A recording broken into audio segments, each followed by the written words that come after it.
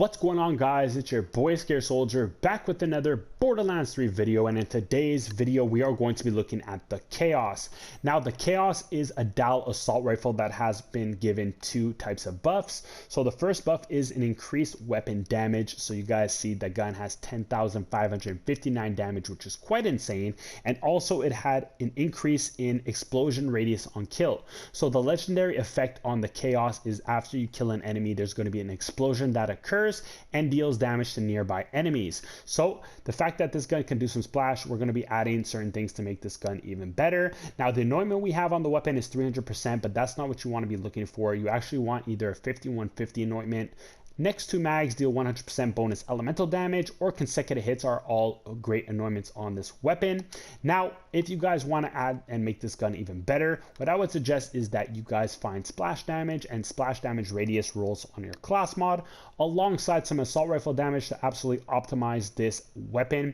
And then finally on your artifact, the most important thing I would say is to get some area effect, because again, you want to make that explosion as big as possible so it can deal damage to enemies from a further distance to capitalize on the weapon. Now we're going to go ahead and dive into some gameplay real quick, guys, of the gun, and let's see how it performs.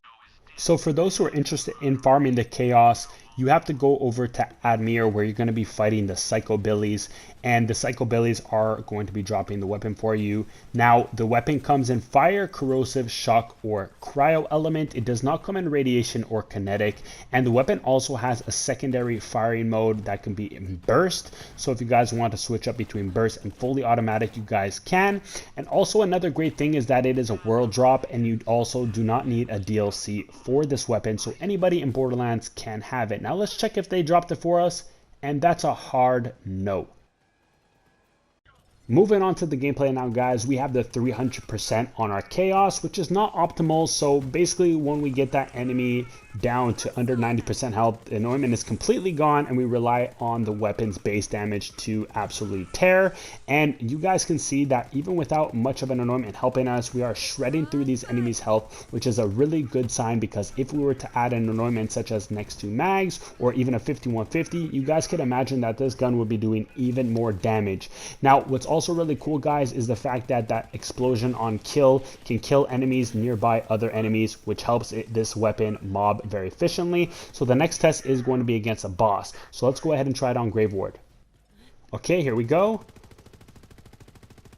And alright, it's not a crazy boss killer from what I see anyways. Maybe I'm doing something wrong, but I highly doubt it. I mean, we had other guns in the past absolutely obliterate Grave Ward, and this is not one of them. We're still going at it, and it's doing some damage. Hey, don't get me wrong, but again, there's a lot of other weapons in the game that can handle this boss a lot better. So yeah, boss killing, boss melting, not so much, but definitely more of a mobbing weapon, which is okay, because not every gun should be both bossing and mobbing.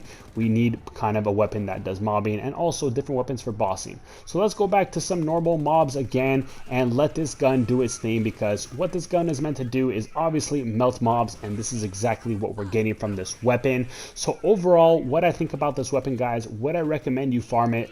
I would say I wouldn't recommend farming it, guys. Of course, Borderlands advertises that it has thousands and millions and billions of weapons, and if this assault rifle is compared to all the other assault rifles that are available, like the Monarchs and all the other stuff like the Ogres, then I wouldn't really say that this gun is worth your while. I would stick to the other weapons in the game, because again, you want to make sure that you're getting some of the most power in the game. Now, although this gun is very good, there's better weapons in my opinion. So if you wanted to optimize your backpack and also your safe, then I wouldn't include this weapon to save you a little bit of space. But overall, I had fun using this gun. You see it does damage, so it's up for you guys at the end of the day to decide whether you want to use this gun or not.